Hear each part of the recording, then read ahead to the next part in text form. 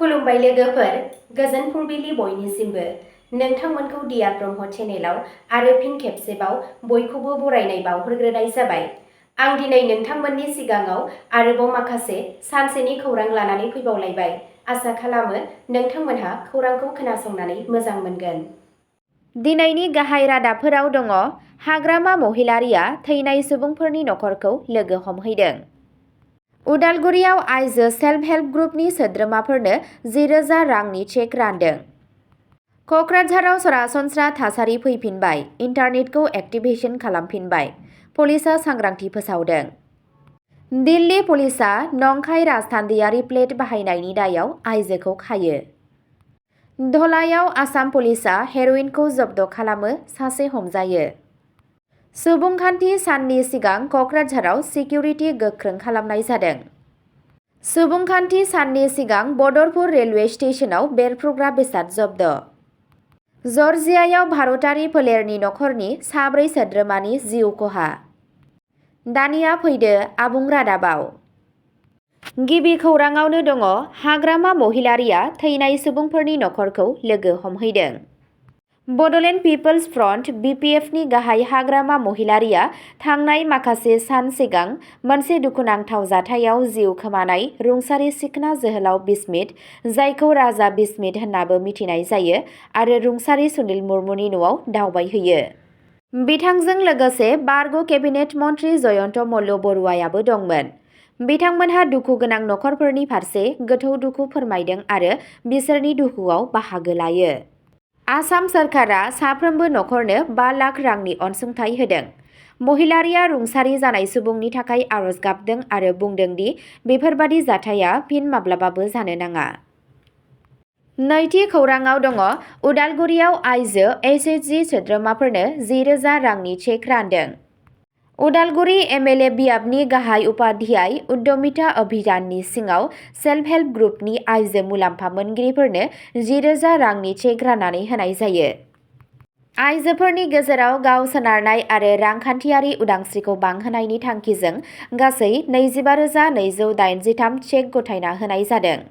बे हाबाफारिया जिउ खुंनायखौ बांहोनाय आरो गुदि थाखोआव आइजोफोरखौ गोख्रों खालामनायनि सायाव नोजोर होदों।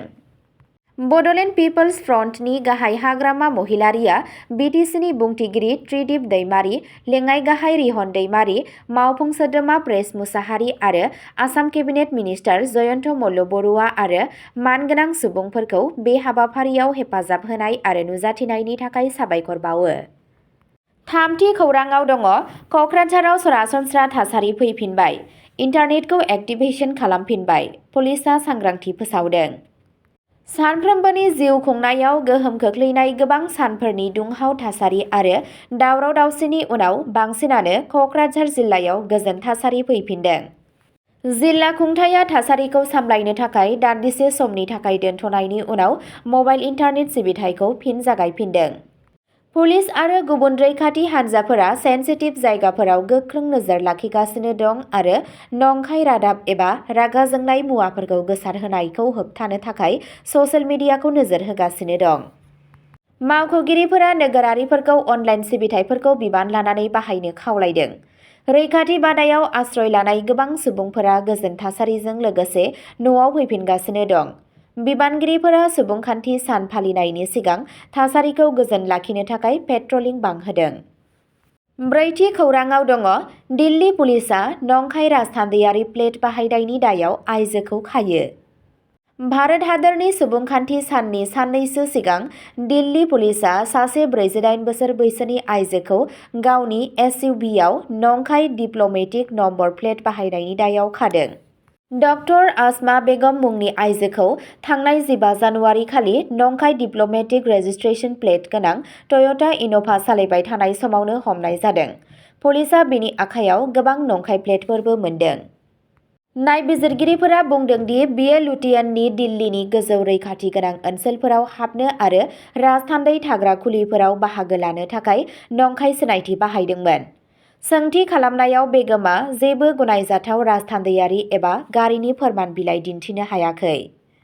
बियो पुलिसनो खोन्थादों दि बियो बे गारिखौ एम्बेसिनिफ्राय बायदों नाथाय माब्लाबाबो गावनि मुङाव रेजिस्टार खालामाखै। बेनि सायाव नायबिजिरनाया सोलिगासिनो दं। बाथि खौराङाव दङ धलाइयाव आसाम पुलिसआ हेर'इनखौ जब्द खालामो, सासे हमजायो। आसाम पुलिसआ काछार जिल्लानि धलाइनि राजघाटआव मोनसे थांखिनानै खालामनाय फेग्रा मुवानि बेरेखा अपारेशनाव 148.40 ग्राम हेर'इन बोखांनो हादों। मावख'गिरिफोरा फोरमायनाय बादिब्ला सिग्रोमनाय समाव सासे सुबुंखौ हमनाय जायो। फेग्रा मुवा फालांगिखौ होबथानो थाखाय रायजोआ सोलिबाय थानाय नाजानायनि मोनसे बाहागो महरै मोनसे थि संगालि खौरांनि सायाव बिथा खालामनानै बे अपारेशनखौ खालामनाय जादोंमोन। आसाम चिफ मिनिस्टार हिमन्त बिश्व शर्माया बे जाफुंसार अपारेशननि थाखाय ससियेल मिडियानि गेजेरजों पुलिसखौ बाख्नायदों आरो फेग्रा मुवानि जेंनाखौ होबथानो थाखाय सरकारनि खोथा होनायखौ बुंफिनदों।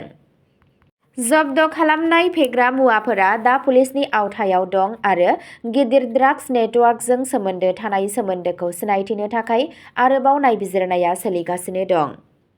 बे जब्द खालामनाय ओनसोलाव आयेन बेरेखा फेग्रा मुवा राननायखौ होबथानो थाखाय आसामनि सोलिबाय थानाय नाजानायखौ दिन्थियो। द'थि खौराङाव दङ सुबुंखान्थि साननि सिगां क'क्राझाराव सिकिउरिटि गोख्रों खालामनाय जादों। सुबुंखान्थि सान सफैनाय लोगो लोगो क'क्राझार जिल्लायाव बावैसो हिंसायारि जाथाय सोमजिनायनि जाहोनाव सरासनस्रा सुबुंनि जिउ खुंनायाव जेंना सोमजिनायनि उनाव रैखाथि गोहोखौ गोख्रों खालामनाय जादों। आसाम पुलिस, रेपिड एक्शन फर्स (RAF), सेन्ट्रेल रिजार्भ पुलिस फर्स (CRPF) आरो जायगानि पुलिसफोरखौ खैफोदनिफ्राय रैखा खालामनो आरो सुबुंफोरनि रैखाथिखौ थि खालामनो थाखाय सेन्सिटिभ जायगाफोराव दैथायनाय जायो। बे बारायनाय राहाफोरा सासे लाइमोनखौ बुथारनायनि उनाव जानाय दाङाबाजिनि उनाव फैदों, जायनि जाहोनाव दुंहाव थासारि सोमजिदों आरो सानब्रैनि थाखाय इन्टारनेट बन्द जादों। सनिबारखालि सोरखारा थासारिखौ नायनानै इन्टारनेट सिबिथायखौ फिन जागायफिनदों। स्निथि खौराङाव दङ सुबुंखान्थि साननि सिगां बदरपुर रेलवे स्टेशनाव बेरफ्रुग्रा बेसाद जब्द। रैखाथि एजेन्सिफोरा सुबुंखान्थि साननि साननैसो सिगां बदरपुर रेलवे स्टेशननिफ्राय गोबां बिबांनि बेरफ्रुग्रा डेट'नेटर बोखांनो हादों।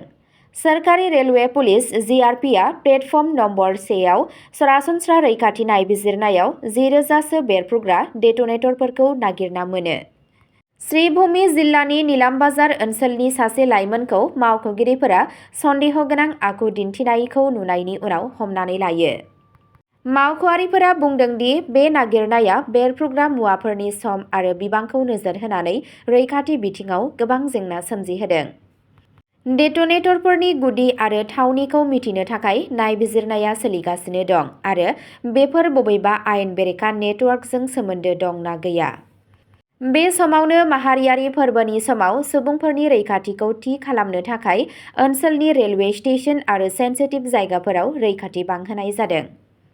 9थि खौराङाव दङ जर्जियायाव भारतारि फोलेरनि नखरनि 4 सोद्रोमानि जिउ खहा।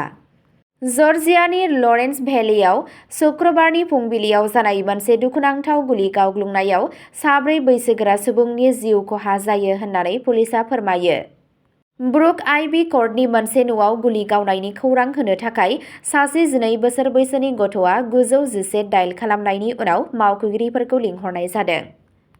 पुलिसआ न'नि सिङाव 4 बैसोगोरानि गोथै सह'खौ बोखांनो हायो, जेराव 43 बोसोर बैसोनि मिनु डगरा आरो सा-3 बाहागिफोर 33 बोसोर बैसोनि गौरब कुमार, 37 बोसोर बैसोनि निधि चन्दर आरो 38 बोसोर बैसोनि हरि चन्दर दंमोन। गासैनिबो गुलि गावनायनि जखम जादोंमोन। दायनिगिरि 51 बोसोर बैसोनि बिजय कुमारखौ खाथियावनो हमनाय जादों आरो बुथारनाय आरो गाग्लोबनायनि दायाव हमनाय जादों। अब्ला दिनैनि खौराङा एसेनोसै। नोंथांमोनहा सानफ्रोमबो फुंबिलि समाव बेबादिनो गोदान खौरांनि आपडेट मोननो थाखाय चेनेलखौ साबस्क्राइब खालामनानै लादो आरो खौरांखौ खोनासंनानै मोजां मोनोब्ला अन्नानै लाइक, शेयार आरो कमेन्टबो खालामनानै होलांब्लानो जाबाय। गोजोन्थों।